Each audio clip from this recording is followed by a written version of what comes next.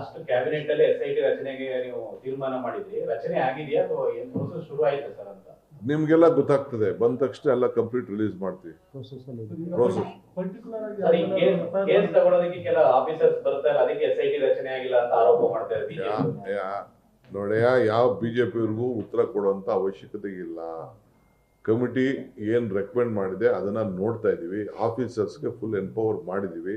ಅವ್ರ ಡ್ಯೂಟಿ ಅವ್ರು ಮಾಡ್ತಾರೆ.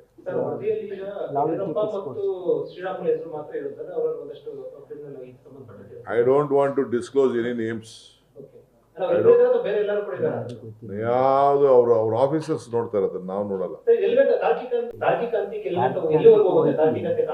ಏನ್ ಹೇಳಿ?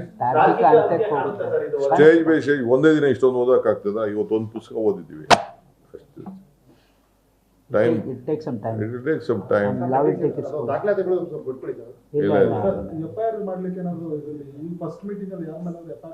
ಇಲ್ಲ, ಅವ್ರು ಮಾಡ್ತಾರೆ.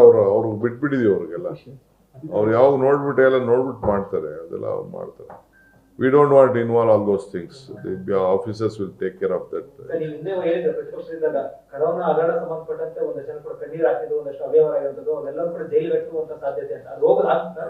ಎಣದ ಮೇಲೆ ಹಣ ಹೊಡೆದಿದ್ದಾರೆ ಅಂತ ನಾವೇ ಅಸೆಂಬ್ಲಿಲಿ ಭಾಷಣ ಮಾಡಿದ್ದೀವಿ, ನಾವೇ ಕಣ್ಣಲ್ಲಿ ನೋಡಿದ್ದೀವಿ, ನಮ್ಗೆ ಗೊತ್ತಿದೆ. ಗಂಟು ಕಟ್ಲೆ ಭಾಷಣ ಮಾಡಿದ್ದೀವಿ, ಅನುಭವಿಸಿದ್ದೀವಿ. ಜನ ಇದನ್ನೆಲ್ಲ ನೋಡಿ ರೋಷಿದೆ. ಈಗ ನಾ ಸುಮ್ಮನೆ ನಿಮ್ಗೆ ಉದಾಹರಣೆ ಹೇಳ್ತಾ ಇದ್ದೀನಲ್ಲ ನಾನು.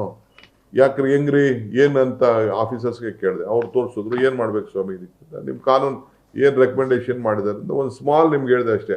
BBMPಲಿ 84 ಲಕ್ಷ. 84 ಲಕ್ಷ ಅಂದರೆ ಏನು? 1 ಕೋಟಿಗೆ 16 ಲಕ್ಷ ಕಡಿಮೆ. ಬೆಂಗಳೂರು ಸಿಟಿಲಿ ಎಷ್ಟು ಮನೆ ಇದೆ? ಆಮೇಲೆ ಇದು ಕಿದ್ವಾಯಲ್ಲಿ 24 ಲಕ್ಷ ಮಾಡಿದಾರಂತೆ. ಒಂದೇ ಸಂಸ್ಥೆಯಲ್ಲಿ 24 ಲಕ್ಷ ಅಂತಂದ್ರೆ ಎಷ್ಟು ನಿಂತ್ಕೋಬೇಕು ಹೇಳಿ? ಈಗ ನಾವು 50,000 ಜನ ಒಂದು ಪ್ರೋಗ್ರಾಮ್ ಫಿಕ್ಸ್ ಮಾಡಿದ್ರೆ ಎಷ್ಟು ಜನ ಇರ್ತಾರೆ? 24 ಲಕ್ಷ ಅಂತಂದ್ರೆ ಎಷ್ಟು? ಆಮೇಲೆ ಅಲ್ಲಿ ಅಫಿಷಿಯಲ್ ಆಗೇ ಇಲ್ಲ, ಅಲ್ಲಿ ICMR ಅಪ್ರೂವಲ್ದು ಅಲ್ಲಿ ಯಾವುದು ಇಲ್ವೇ ಇಲ್ಲ ಅಲ್ಲಿ. ಅದಂಗೆ ಅಷ್ಟೊಂದು ಬಿಲ್ ಹೋಯ್ತು ಅಲ್ಲಿಗೆ. 146 ಕೋಟಿ ರೂಪಾಯಿ ಎಲ್ಲೋಯ್ತು? ಯಾರಿಗೋಯ್ತು?